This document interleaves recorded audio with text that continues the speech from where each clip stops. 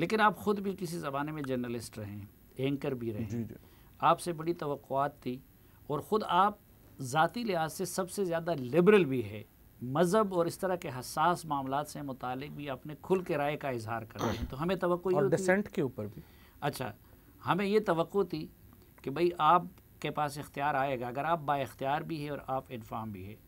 लेकिन आप जब इंफॉर्मेशन मिनिस्टर बन जाते हैं तो मीडिया पे अरसे हयात तंग हो जाता है। ये उलट काम क्यों होता है? नहीं, ऐसा नहीं है। देखिए, पिछली दफ़ा भी जो मैं बात कह रहा था, मैं कह रहा था कि देखिए टेक्नोलॉजी इतनी बढ़ गई है, आपके जो टेलीविज़न का मॉडल है ये डिजिटल मीडिया को सस्टेन नहीं करेंगे। और यूट्यूब चैनल देखिए, आप, मैं 5 साल की बात कर रहा था, वो 2.5 साल में कितने ज़्यादा यूट्यूब चैनल्स आ गए।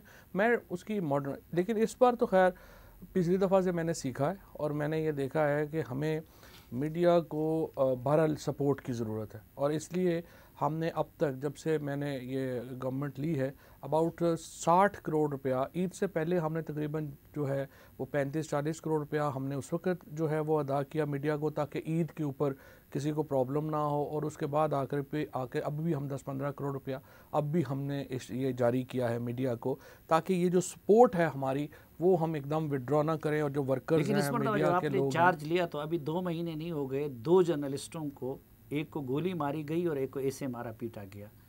तो ये कौन करवा रहा है? देखिए, पहली बात तो ये है कि जर्नलिस्ट तो खैर इन हार्ड सेंस नहीं है, बिकॉज़ वो जो अपने हैं, पहले जो अफसार आलम साहब हैं वो तो पैमरा के चेयरमैन थे और वो तो ख़ुद भी कहते हैं कि वो PMLN के मेंबर हैं।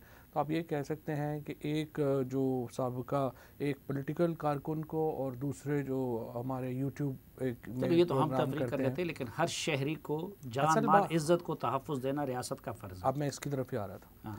मैं यही कहना चाहता हूँ कि ये जो वाक़यात हैं ये जर्नलिस्ट स्पेसिफ़िक नहीं है।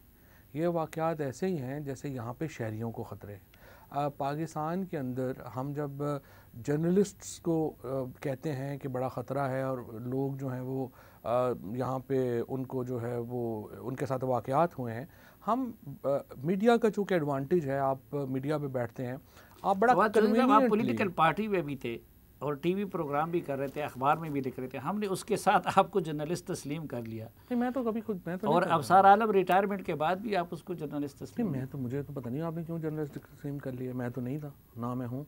मैं तो वो एक एनालिस्ट के तौर के ऊपर प्रोग्राम कर रहा था। तनख्वाह तो लेते थे ना? देखिए, पहली बात तो ये है कि मैं तो एज एन एनालिस्ट काम करता। एनालिस्ट का काम बिल्कुल और है, जर्नलिस्ट का काम थोड़ा सा और है। जर्नलिस्ट का काम फैक्चुअल रिपोर्टिंग है जो वो करते हैं।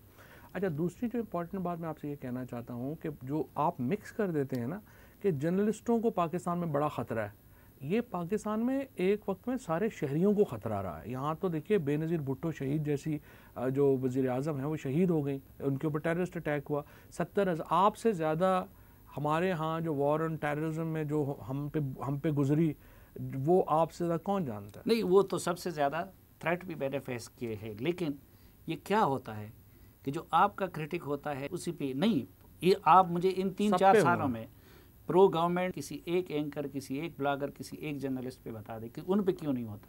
नहीं, वाक़यात तो बेशुमार हुए हैं। अच्छा, फिर टेररिस्टों पे हुए हैं। टेररिस्ट उनके ज़्यादा खिलाफ होने चाहिए ना जो आपके साथ खड़े हैं। 2 वाक़यात के ऊपर आप पाकिस्तान को सहाफ़ियों के लिए गैर महफूज मुल्क नहीं डिक्लेयर करते।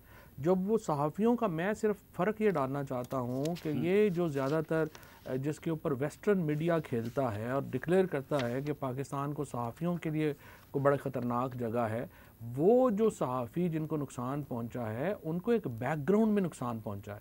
जो फील्ड जर्नलिस्ट और बहुत सारे ऐसे लोग जो आपके बड़े करीबी दोस्त थे वो शहीद हुए हैं, वो टेररिस्ट वाक़यात में शहीद हुए। लेकिन फवाद चौधरी साहब, सैकड़ों शहीद हो गए, इंटरनेशनल इदारों ने सबसे ख़तरनाक मुल्क करार दे दिया। आपकी हुकूमत आने के बाद 1 दर्जन के करीब शहीद हुई। अभी रिसेंटली सिंध में हुआ था, आपने भी उसके खिलाफ बहुत आवाज़ उठाई।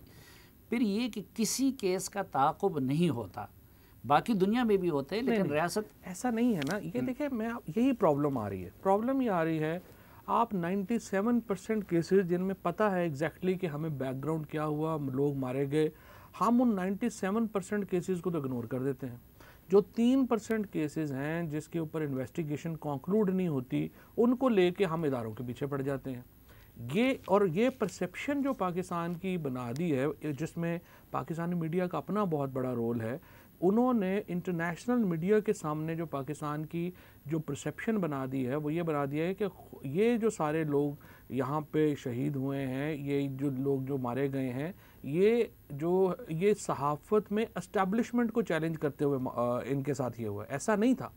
97% लोग जो यहाँ पाकिस्तान में जिनको नुकसान पहुँचा है वो वॉर ऑन टेरर के ख़िलाफ़ लड़ते हुए पहुँचा है। और जब आप ये बात करते हैं, आप ये बात मत इग्नोर कर रहे हैं कि पाकिस्तान की फ़ौज ने, पाकिस्तान के जो हमारे सिविलियंस हैं, इन्होंने कितनी बड़ी कुर्बानियाँ दी हैं उसके ऊपर।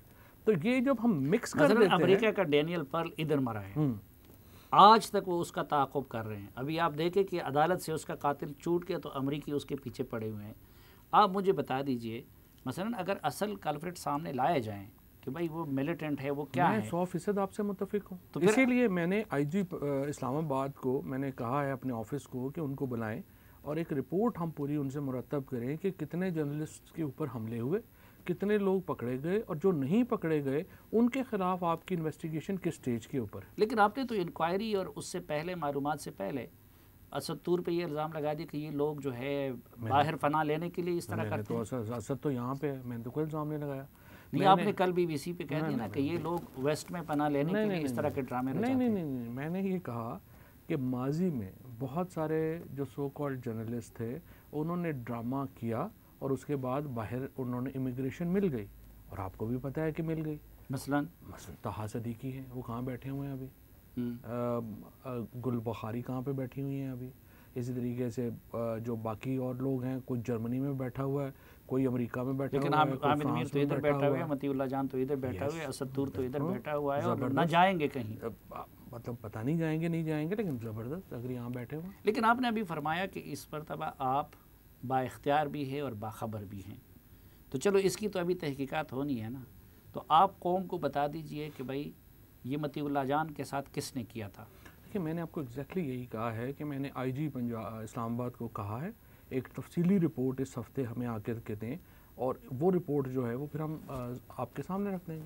हामिद मीर की रिपोर्ट, उसको तो साल हो गए, कई साल हो गए। नहीं, हामिद मीर साहब का वाक़या तो नून लीग के दौर में हुआ। नून लीग के दौर में, और अभी रिपोर्ट तो आपके पास पड़ी नहीं, नून लीग ने उसके ऊपर जो है वो इन्वेस्टिगेशन कराई है, मैंने नहीं कराई। तो वो आप अपने दोस्त परवेज़ रशीद साहब से पूछिएगा। तो हम कब तक तवक्को करें कि आप असद तूर और मतीउल्लाह जान और अबसार आलम का हमें बता देंगे कौम के सामने असल हकीकत, यानी पता चल जाएगा ना कि कौन। मैंने इसी हफ्ते IG साहब को कहा वो आएंगे, हमें बताते हैं, मैं आज सामने रख दूँगा।